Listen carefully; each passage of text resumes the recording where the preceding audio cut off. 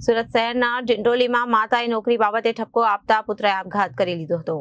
પુત્રએ આપઘાત કરતા સમગ્ર વિસ્તારમાં ચકચાર મચી જવા પામી હતી. ડિંડોલી ગાયત્રીનગરમાં 22 વર્ષીય રોહિત કાડરે ઘરમાં ગળે ફાંસો ખાઈ આપઘાત કરી લીધો હતો.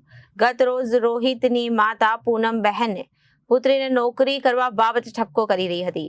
પુત્રને માઠું લાગી જતા પોતાના જ ઘરમાં મોડી રાતે તેણે ગળે ફાંસો ખાઈ આપઘાત કરી લીધો. સુરત શહેરના ડિંડોલી વિસ્તારમાં માતાએ નોકરી બાબતે ઠપકો આપતા પુત્રએ આપઘાત કરી લીધો હતો. ડિંડોલી ગાયત્રીનગરમાં 22 વર્ષીય રોહિત કાડરે ઘરમાં ગળે ફાંસો ખાઈ આપઘાત કરી લીધો હતો. ગત રોજ રોહિતની માતા પૂનમ બહેને પુત્રને નોકરી કરવા બાબતે ઠપકો કરી રહી હતી.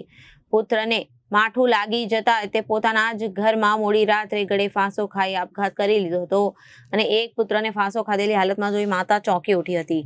માતાએ બૂમાબૂમ કરતા આસપાસના લોકો દોડી આવ્યા હતા. સમગ્ર ઘટનાની ડિંડોલી પોલીસને જાણ થતા તેઓ સ્થળ પર પહોંચી આવી હતી.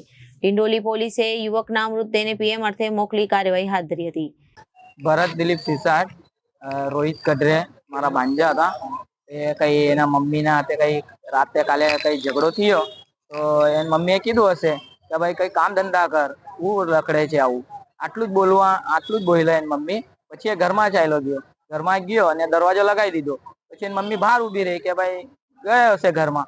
પછી એની મમ્મીએ જોયું કે ભાઈ દરવાજો નથી ખોલતો, તો દરવાજો ખોલવા ગયો તો દરવાજો અંદરથી લોક હતો. પછી ગલીના આજુબાજુના લોકોને બોલાવ્યું અને પછી એને દરવાજો તોડ્યો તો દરવાજો ખોલ્યો તો જોયો તો ફાંસી લગાવીને લટકેલો હતો. પછી ગલીવાળા મોહલ્લાવાળા એને ઉતાર્યું ને પછી એ જોયું એ લાવતા એ ઇન્સ્પાયર થઈ ગયો. શું નામ છે અને કામ શું કરતો?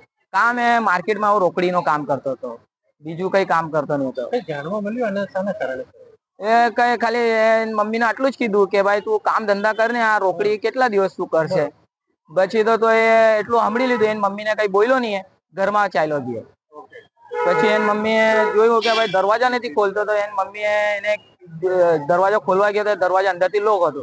પછી ગલીના આજુબાજુના આવ્યા, દરવાજાને તોડ્યો તો જોયો તો એ લટકેલો હતો ફાંસી પર. એ સિરપુરના રહેવાસી છે. Bureau report, Janadesh news.